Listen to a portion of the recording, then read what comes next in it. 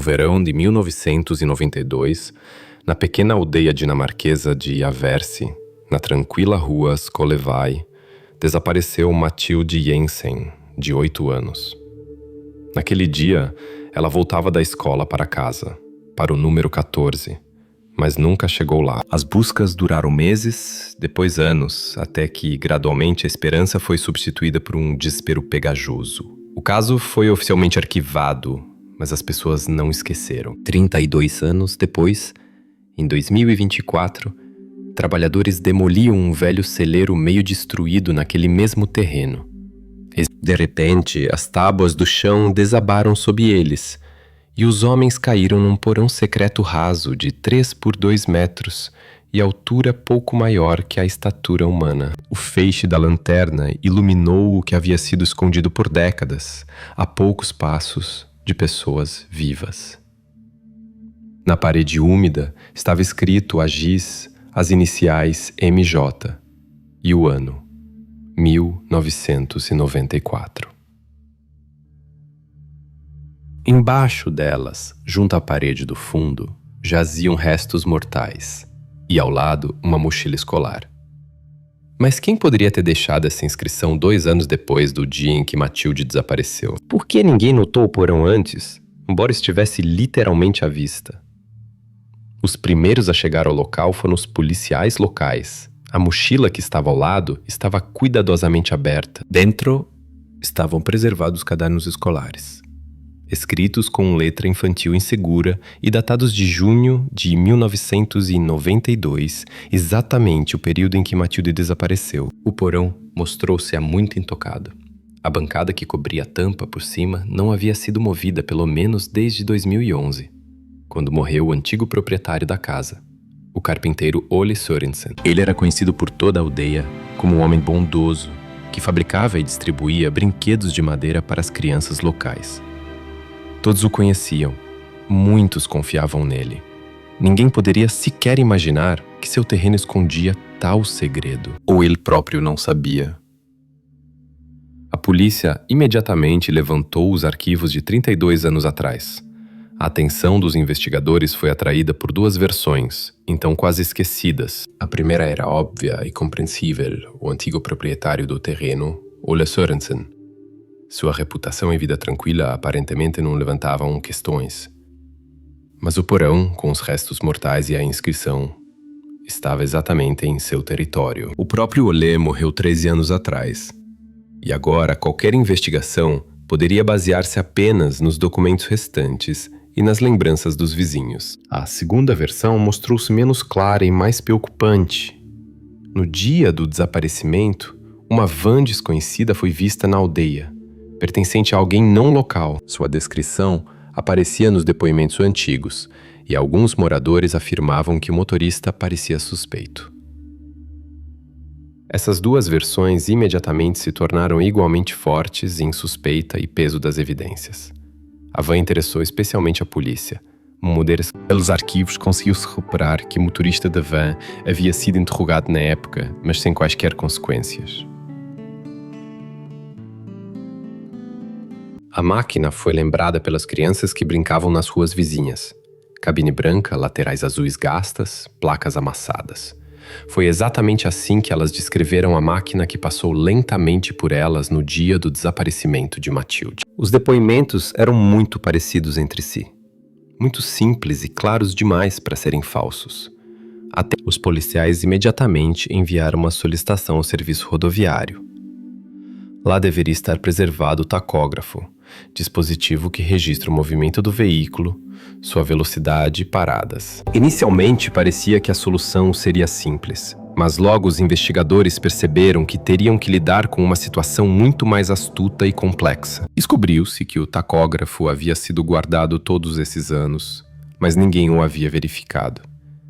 Enquanto o aparelho era transferido para o laboratório, a polícia ainda esperava que os dados dele ajudassem a fechar definitivamente uma das versões. No entanto, logo após a inspeção do porão e da mochila com os cadernos, o perito forense relatou resultados inesperados e assustadores. Em sua opinião, os restos mortais não estavam lá desde 1992, mas muito menos aproximadamente desde o outono de 1994. Isso questionava absolutamente tudo: datas, lembranças das testemunhas e até mesmo a autenticidade dos vestígios. Como uma pessoa que desapareceu em 1992 poderia deixar uma inscrição com suas próprias iniciais 2 anos depois, já estando na sala secreta sob o celeiro? Se o perito estava certo, então a história que parecia tão compreensível e simples escondia dentro de si outra, muito mais complexa. Os arquivos da polícia não eram apenas papéis antigos.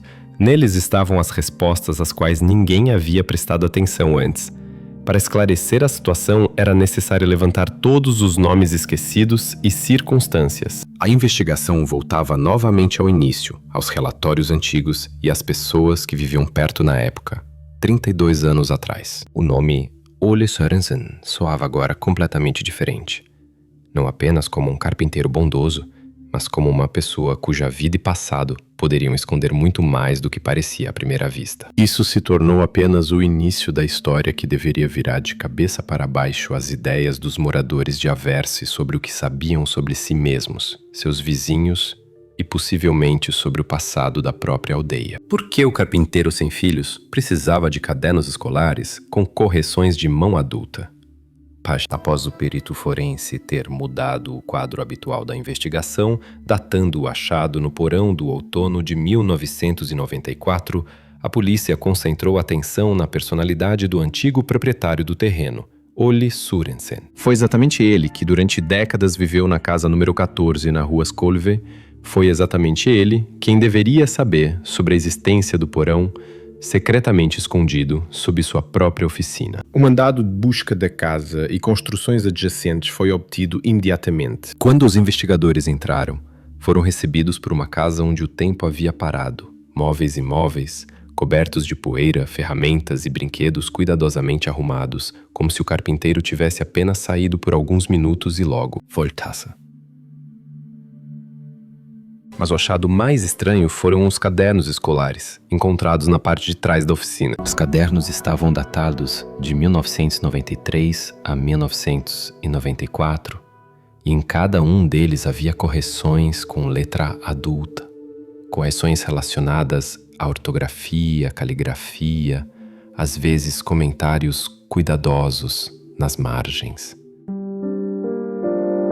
Com que propósito Ole Sørensen se ocupava disso permanecia um mistério, já que, segundo dados oficiais, ele nunca teve família nem pessoas sob sua tutela. Alguns dias depois, a polícia conseguiu descobrir nos arquivos bancários da cidade de Sorre, localizada a 17 quilômetros da aldeia, outro fato estranho do passado do carpinteiro. Durante quase 2 anos, começando da primavera de 1993, Ole regularmente, a cada 6 semanas, adquiria o antibiótico amoxicilin 250 mg. As receitas eram feitas por um médico em nome de Anna Sørensen. Naqueles tempos, as farmácias dinamarquesas não exigiam indicar o número pessoal do cidadão na compra de medicamentos.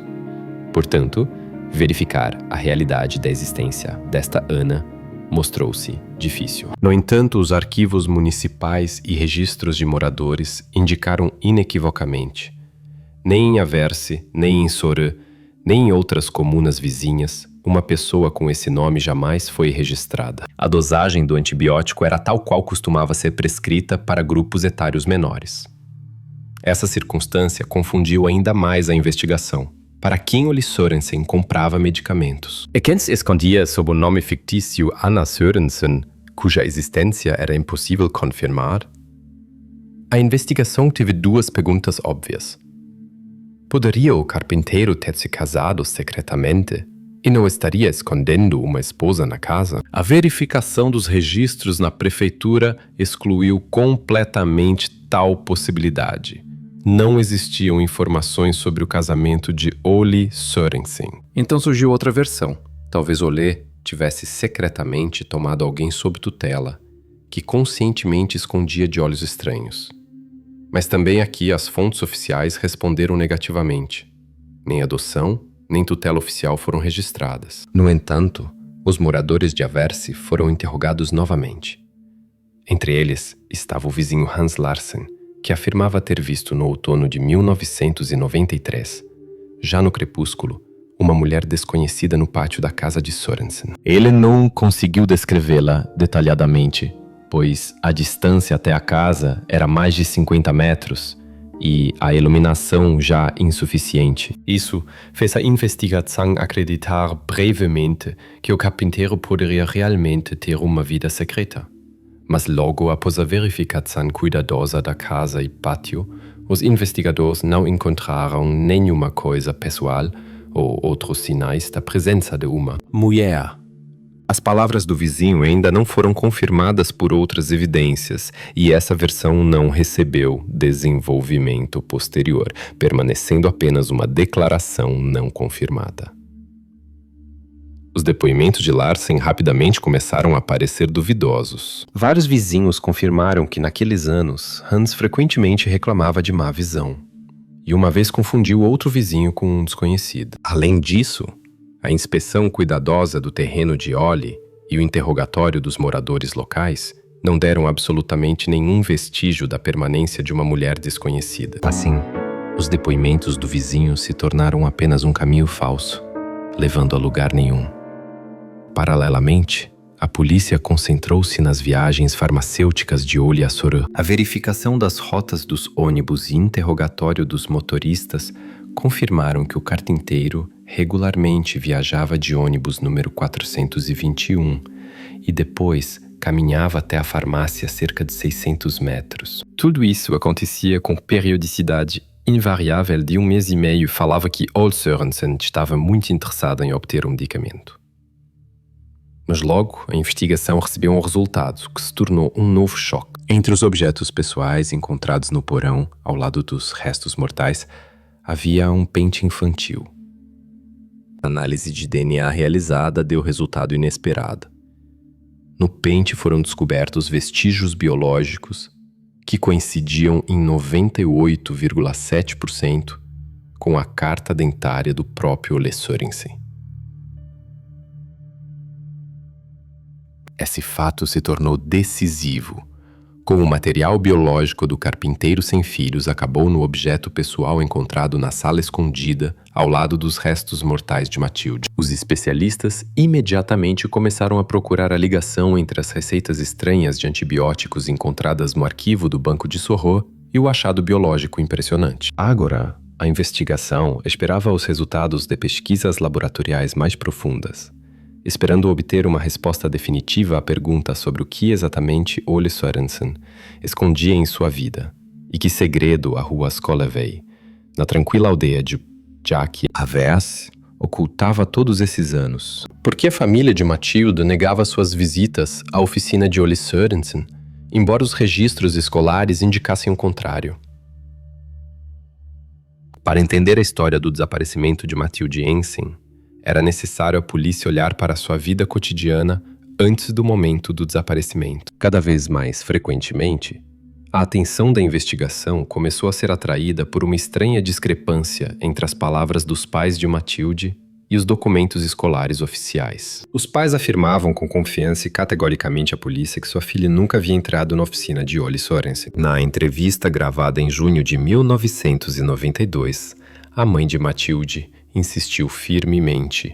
Sua filha tinha medo de máquinas e evitava até mesmo o laboratório de trabalhos manuais da escola. Mas os registros no Diário de Atividades de Trabalhos Manuais, descobertos pela investigação, testemunhavam o contrário. Nesses documentos, estava claramente indicado que os alunos da escola da aldeia de Aversi, entre os quais estava Matilde, visitavam a casa número 14 na rua Skolevei, no âmbito de excursões especiais de trabalhos manuais. As visitas não eram isoladas. Repetiam-se com periodicidade de uma vez por mês. O professor de trabalhos manuais Erik Mortensen confirmou essa informação calmamente e com confiança, explicando à investigação que Ole Sørensen alegremente mostrava às crianças sua oficina, ensinava habilidades básicas de trabalho com madeira, sempre observando todas as medidas de precaução necessárias. Esses fatos levantaram sérias questões à família Jensen.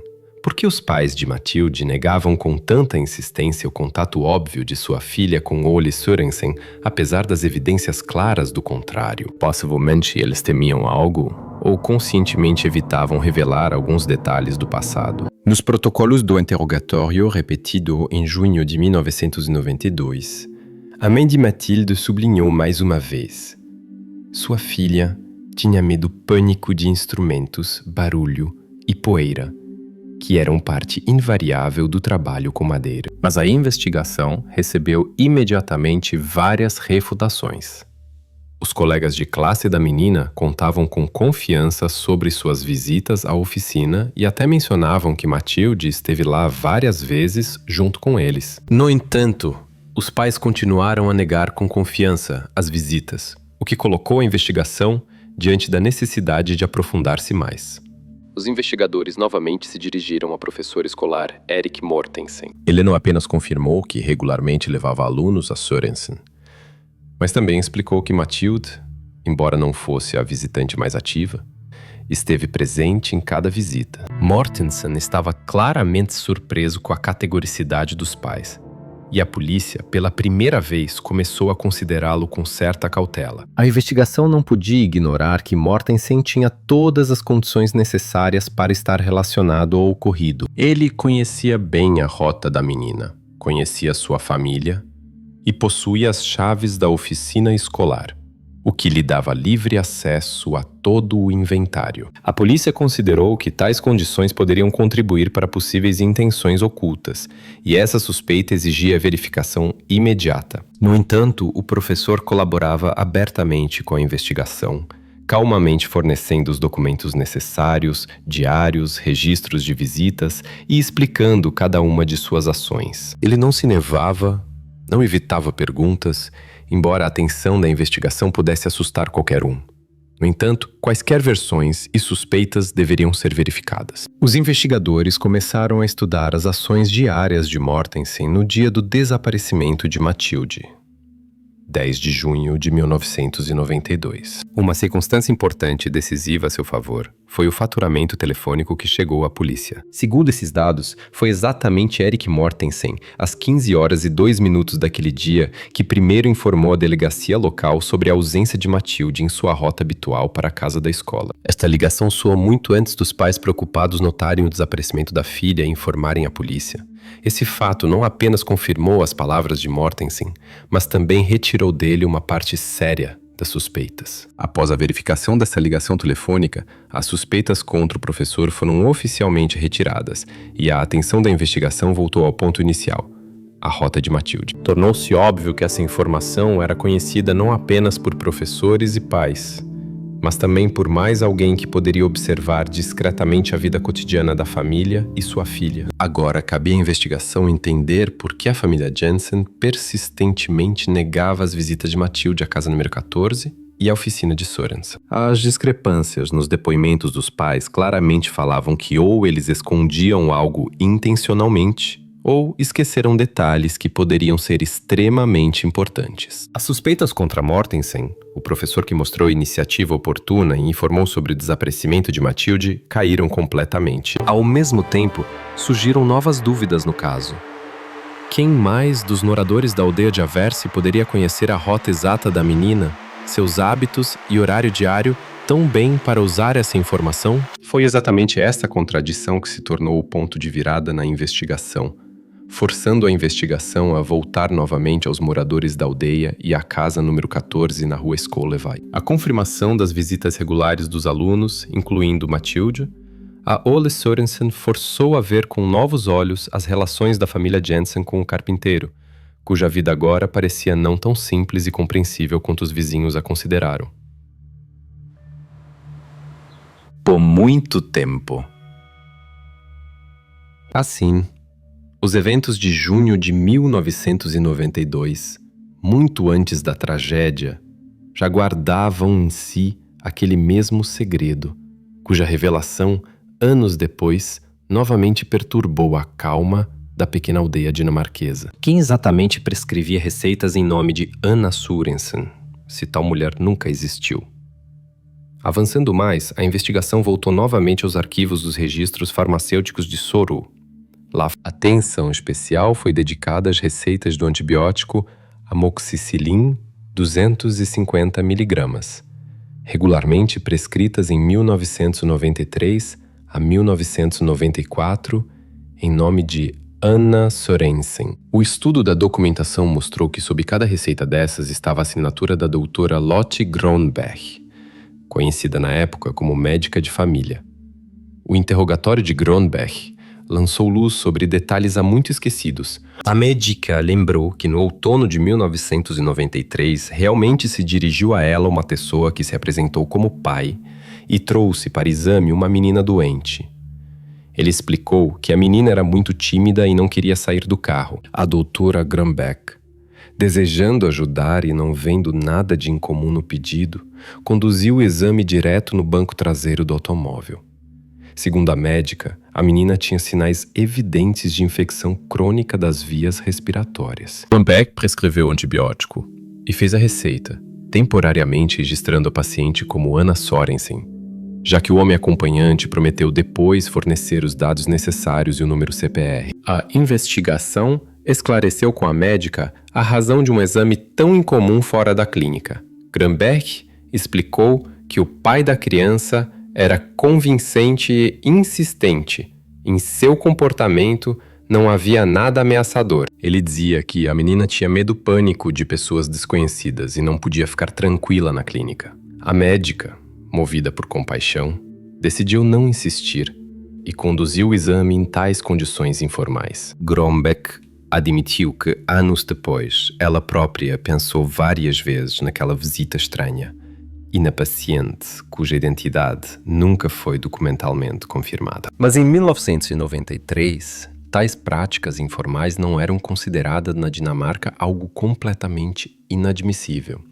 Enquanto isso, a investigação verificou cuidadosamente os registros do arquivo médico. As receitas prescritas pela doutora Gronberg eram genuínas e juridicamente corretas, exceto pela ausência do número CPR da paciente. No entanto, juridicamente, isso não violava as normas da época, e a médica era bem conhecida como especialista conscienciosa e respeitada. Os investigadores, por precaução, decidiram verificar seus contatos e biografia para excluir a probabilidade de sua cumplicidade. O interrogatório adicional de Gronberg e a verificação de seus contatos passados não revelaram conexões duvidosas ou estranhezas no comportamento. A doutora gozava de reputação impecável. Era especialista respeitada, nunca antes teve problemas com a lei.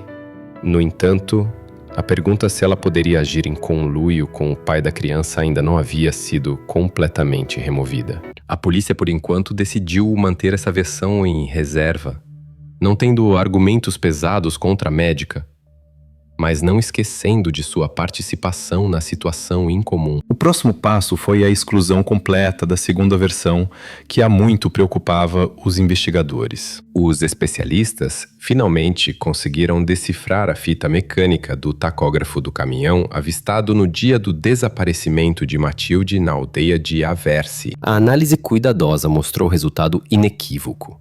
O motorista da van estava longe dos limites da Dinamarca, perto da cidade alemã de Hannover, a centenas de quilômetros do local do desaparecimento. A pista falsa que parecia tão promissora no início desabou definitivamente. Agora a polícia entendia claramente que o caso se reduziu a um único nome: Ole Sorensen. A versão do caminhoneiro mostrou-se nada mais que erro de memória e coincidência. Inicialmente, sua presença na aldeia, em 10 de junho de 1992, parecia plausível, já que vários moradores locais lembraram da van descrita pelas crianças. Mas agora ficou claro que a máquina lembrada pelos moradores locais não estava de forma alguma ligada ao desaparecimento de Matilde. Este episódio foi oficialmente encerrado pela polícia, excluindo completamente o motorista estrangeiro da lista de suspeitos. A investigação voltou aos registros das receitas de antibiótico. A doutora Gronberg não apenas confirmou o exame da criança no outono de 1993, mas também deu à polícia informação adicional que convenceu os investigadores da veracidade de suas palavras. Descreveu a marca e cor automóvel. Coincidiam com um automóvel registrado em nome de Ole Sorensen. Ao mesmo tempo, a polícia verificou os vizinhos de Sorensen tentando confirmar ou refutar as informações da médica. No entanto, nenhum dos interrogados lembrava da visita estranha ao doutor e de quaisquer sinais da presença de um pequeno paciente carpinteiro. Como a versão com o caminhoneiro agora estava definitivamente excluída, Toda a atenção da investigação concentrou-se na personalidade de Ole Sørensen e seu papel nos eventos. O carpinteiro, conhecido por toda a aldeia como pessoa tranquila e benevolente, agora se tornou o principal e único suspeito. O fato de ter uma menina doente, escondida sob o nome Anna Sørensen, não deixava escolha à investigação.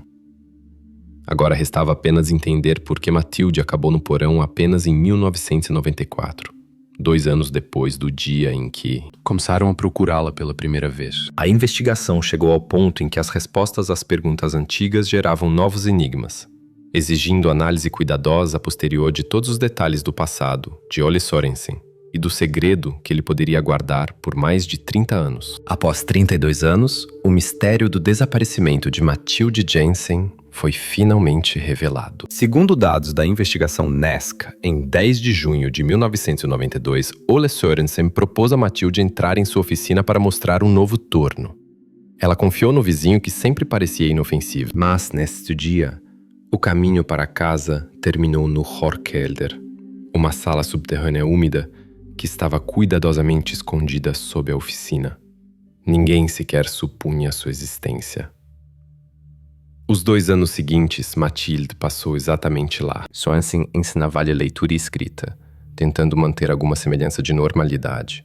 Como prova disso, a investigação apresentou os cadernos escolares encontrados anteriormente na oficina, correções sistemáticas e anotações de pessoa adulta feitas pela mão de Ole confirmaram que ele tentava ensinar Mathilde independentemente. Ao mesmo tempo, Mathilde sofria de ataques frequentes de pneumonia. Devido à umidade constante e frio do porão, sua saúde gradualmente piorava. Para assegurar tratamento e manter em segredo sua existência, Ole Sørensen dirigia-se ao médico local, Dra. Lotte Grunberg, usando identidade fictícia. Anna Sørensen, supostamente sua esposa. Assim conseguia receber antibióticos regularmente sem perguntas desnecessárias. A doutora Grunberg confirmou completamente esses fatos, acrescentando que a paciente parecia doente e extenuada, mas não conversava com ela. A médica foi oficialmente reconhecida pela investigação como pessoa que se enganava e agia de boa fé. Sua cumplicidade foi completamente excluída. As últimas dúvidas desapareceram após análise profunda das evidências. Confirmaram que o material biológico de Ole Sørensen descoberto no pente cobertor no Jotkella inequivocamente o ligava ao que acontecia no porão. Além disso, foram encontradas impressões digitais de Mathilde numa peça de madeira datada de 1993. Essa evidência falava que ela vivia e o ajudava na oficina já após seu desaparecimento oficial. Entre as coisas de Ole, encontraram recibos de caixa de loja de roupas infantis.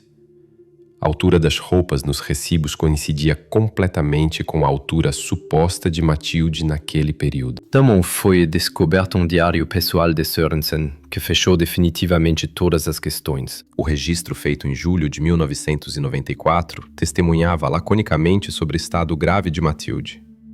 Hoste igen. Ela está tossindo novamente. A tarefa mais difícil foi recriar as últimas 48 horas da vida de Mathilde. Os especialistas modelaram as condições em que ela se encontrava. A temperatura não subia acima de 7 graus positivos, a umidade do ar constituía cerca de 90%. Em tais condições, o organismo enfraquecido não tinha chances de recuperação. No outono de 1994, a região foi atingida por um ciclone úmido prolongado, que provocou inflamação gravíssima dos pulmões. Segundo a conclusão da perícia, Mathilde Jensen morreu em 2 de novembro de 1994, sem aguardar o resgate. Neste período, literalmente a 200 metros da casa de Sørensen, em outubro de 1994, passou uma batida de busca de voluntários. Eles examinaram cuidadosamente os territórios próximos, mas não ouviram sons ou gritos de socorro. No Jotkella era impossível ouvir vozes de fora, e a voz de pessoa enfraquecida não podia superar a espessura de terra e tábuas com que estava coberta a entrada. Este detalhe trágico sublinhou quão perto estava a possibilidade de descobrir Mathilde, e simultaneamente, quão longe. A Após mais de 3 décadas, a investigação conseguiu juntar todo o quadro. Foi estabelecido o fato de que o único culpado nesta história foi Ole Sorensen, falecido em 2011 e que não sofreu responsabilidade jurídica alguma. Ele levou para sempre consigo a resposta à pergunta sobre os motivos que o levaram a cometer este crime. Mas os fatos indicavam claramente sua culpa e responsabilidade pelo desfecho trágico. Formalmente, o caso foi encerrado in memoriam, já que juridicamente não havia mais ninguém a processar. O próprio arquivo do caso NESC-DK Codes 4724 foi transferido sob grau rigoroso de sigilo. O acesso a ele é restrito. Com isso, as autoridades colocaram um ponto final numa das histórias mais confusas e trágicas da criminalística dinamarquesa. Os moradores da aldeia de Averse por muito tempo não puderam acreditar que o vizinho tranquilo e amigável era capaz de tal coisa. Agora, 32 anos após o desaparecimento de Mathilde, sua história se tornou não apenas uma lembrança terrível do passado, mas símbolo de quão ocultos podem estar os lados mais sombrios das pessoas que vivem ao nosso lado e parecem inofensivas. Para os órgãos de segurança da Dinamarca, isso se tornou uma lição pesada, mas importante. Alguns segredos não se revelam por anos e mesmo quando as respostas são encontradas, isso nem sempre traz alívio. Apenas sensação de completude.